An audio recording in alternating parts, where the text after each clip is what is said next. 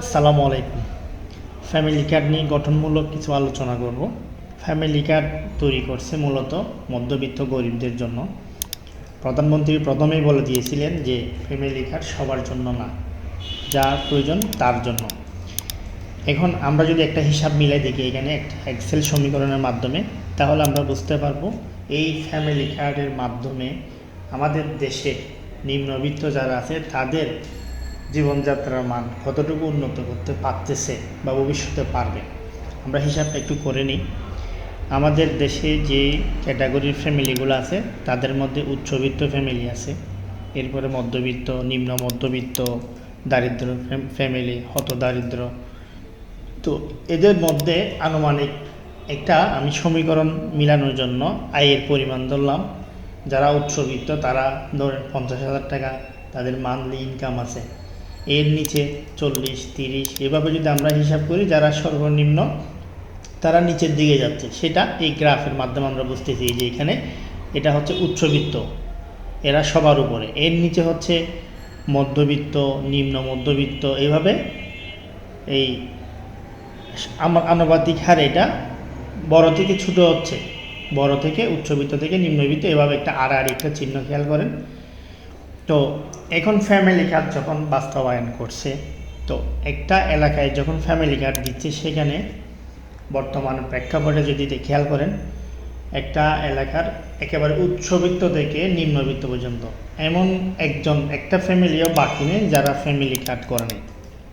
এখন বর্তমানে যার 5 তলা 10 তলা বিল্ডিং আছে সেও ফ্যামিলি কার্ড করছে, একেবারে যার কিছুই নেই সেও ফ্যামিলি কার্ড করছে। এখন আমরা এই যে তাদের যে আয়, মান্থলি আয়, এদের সাথে আমরা প্রতি মাসে তাদের ফ্যামিলি কার্ডের থেকে বাড়তি যে টাকাটা আসবে সেটা যদি আমরা যুক্ত করি, যেমন এখানে আমি 2,500 টাকা যুক্ত করলাম উচ্চবিত্ত, এবং সেম 2,500 টাকা আমরা সবাইকে দিচ্ছি, এই যে সবাইকে দিয়ে দিলাম। তো এখন প্রথমে যার 50,000 টাকা ছিল, শেষে ফ্যামিলি কার্ডের টাকা পাওয়ার পর তার টাকার অ্যামাউন্ট দাঁড়ালো 52,500 টাকা, মানে তার টোটাল যে ইনকাম ছিল তার থেকে সে এইখানে 2,500 টাকা বেড়ে গেছে। তো সেম অ্যামাউন্টটা সবার বেড়ে গেছে এখানে। তো এখানে যে লেভেলটা ছিল আমাদের উচ্চবিত্তর, যে লেভেলটা ছিল, এই যে আমরা একটা সীমারেখা দিছি, এই যে সীমারেখা এটার ভিতরে ছিল, যাদের ইনকামটা এটার ভিতরে ছিল। এখন ফ্যামিলি কার্ডের টাকাটা যুক্ত হওয়ার পরে এই যে সীমারেখা যেটা দিছি সেটার উপরে অ্যামাউন্টটা সবার বেড়ে গেছে। তাহলে এখানে কাদের জীবনযাত্রার মান উন্নয়ন হলো?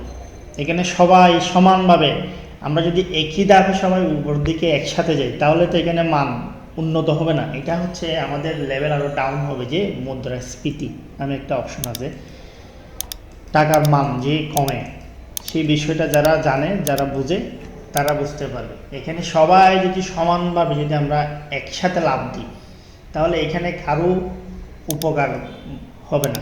এখানে সবাই সমানভাবে যেভাবে ছিল, প্রথমে যেভাবে ছিল, শেষ পর্যন্ত সবার একই অবস্থা।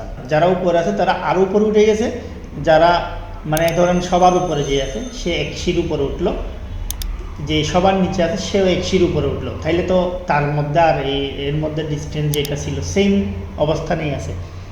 তো এই যে ফ্যামিলি কার্ডটা আমাদের জন্য বর্তমানের প্রেক্ষাপটে মানে জীবনযাত্রা মান উন্নত করতে পারছে না। যদি এটার মধ্যে পরিবর্তন আসে যে এটা শুধুমাত্র নিম্নবিত্ত গরিবদের জন্য, খেটে খাওয়া মানুষদের জন্য, তাহলে এটা জীবনযাত্রার মানের মধ্যে অনেকটা উন্নত হবে। আমাদের টাকা আমাদেরকে যে দেওয়া হচ্ছে, এটা আমরা সবাই জানি, এই যে বিভিন্ন ট্যাক্স করে এগুলোর মধ্য থেকে আমাদের টাকা আমাদেরকে দিচ্ছে। তো এটা দিয়ে তো কোনো লাভ হচ্ছে না, এই প্রসেসিংটা করতে যে বাড়তি একটা খরচ হচ্ছে, এটাই হচ্ছে লস। সেজন্য যদি ফ্যামিলি কার্ড দেওয়ার ক্ষেত্রে কিছু পরিবর্তন আনা যায়, এই যে শুধুমাত্র নিম্নবিত্ত, মধ্যবিত্ত এদের মধ্যে এই ফ্যামিলি কার্ডের সিস্টেমটা করা যায়, তাহলে এটা অনেকটা উপকারী হবে আমাদের দেশের জন্য। তো এটা সরকার কিভাবে চিন্তা করতেছে জানি না, একদম সাধারণ জনগণ হিসাবে আমার দৃষ্টি থেকে, আমার জায়গা থেকে আমি যতটুকু দেখলাম সেটা উপস্থাপন করলাম।